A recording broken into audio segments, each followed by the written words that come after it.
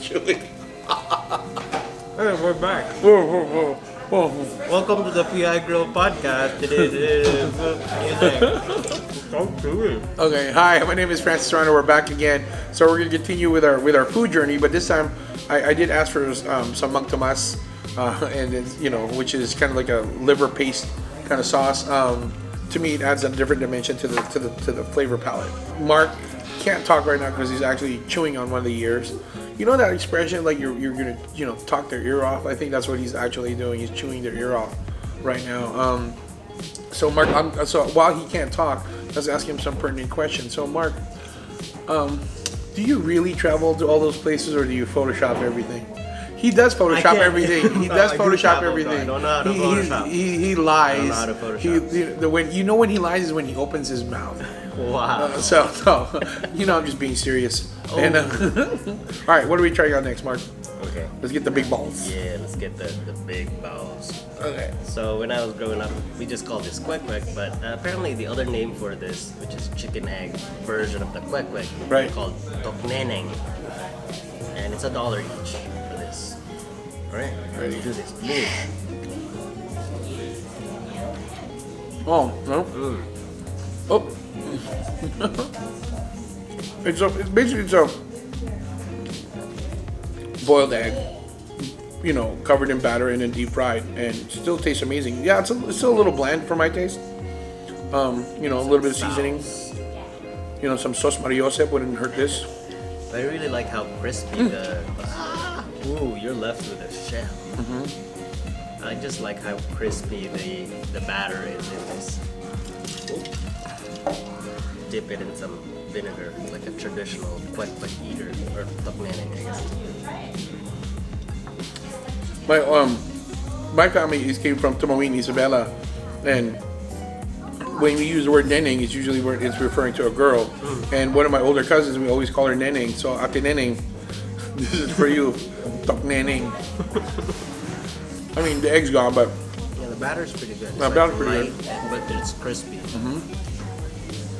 I think they double fry it. Probably. They fried it, and then when you order it, they refry it. Right. It's like refried beans, but refried egg instead.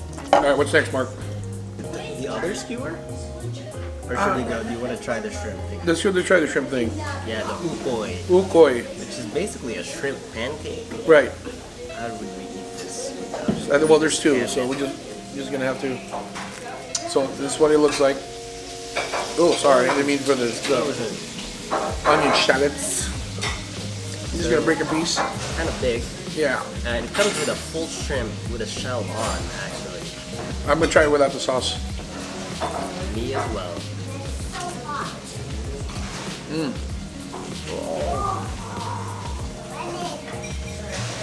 I can taste a little bit more seasoning on this one. Here you go, Mark. Sorry, brother. Kind of oily. A little too oily. I think they could have kind of dabbed it a little bit more. I probably should have done that myself. But yeah, it's still pretty good. I haven't tried the shrimp with it yet, but it's still pretty good. You can still taste the shrimp in here. Now I'm gonna use the other side. I'm gonna dip it to the vinegar. So inside there's like some vegetables, and it's kind of like a little bit of like a pancakey batter. So I'm gonna try it with the shrimp with the vinegar now. Thank you.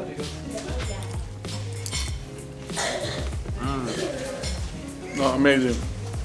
Yeah, I mean, I just think it's a little too oily for my taste. Yeah. But some people like this, so I liked it. Mark? I like the flavor. Yes, it is a little bit too oily, but and also I prefer that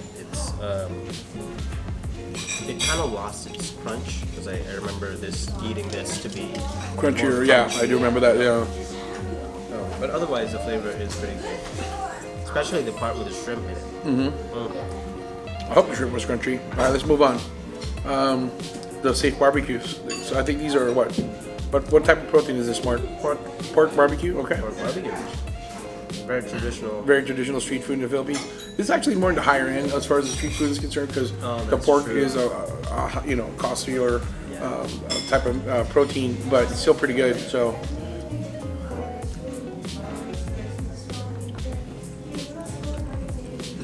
I could eat this all day. That's really good. That's really good.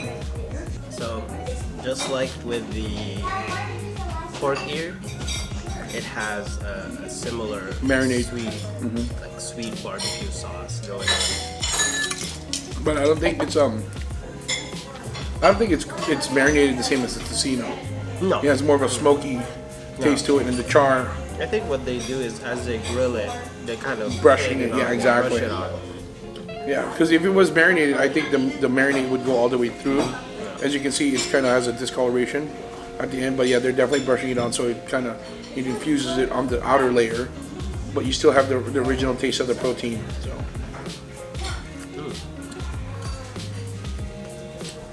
You know, the one thing I was expecting to see, but I guess they didn't have it today. It's called isaw, which is chicken intestine.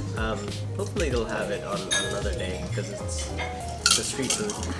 But that's something. Basically, I mean, why are they called street food? One, it's cheap. It's usually the parts of the meat are the parts of the chicken or the cow or the pork that's not desirable. But it's something that you can find anywhere in the Philippines. That's why it's called Filipino street food. For Mark and I, because we both were born in the Philippines and grew up here, you know, this is not something that's accessible to us all the time. So when I found out that PI Bakery and PI Grill was selling street foods on the weekend, we had to come and check it out, because this is part of our kind of like our nostalgia, our cultural aspect to it. Philippines is still a third world country, but still one of the most beautiful countries in the world, in my opinion. Yes, I'm a little biased, but that's the way I feel about it. But you know, food is accessible to everybody. Filipinos are known for their food, and if you don't have a lot of money, you can literally travel within the Philippines and just not be hungry, and for just pennies on the dollar every day. Again, of course, the way we paid for this is American prices, but because we're here in California, but in the Philippines, this would have been Really cheap. really cheap. I think we're not even far exaggerating, where we could literally have everything here for probably no more than $1. Yeah. Maybe now it's $2. Maybe it's $2 because it's actually but even then for $2 you get all this food, and it's just an amazing thing. Now the last thing we're gonna try is what, Mark?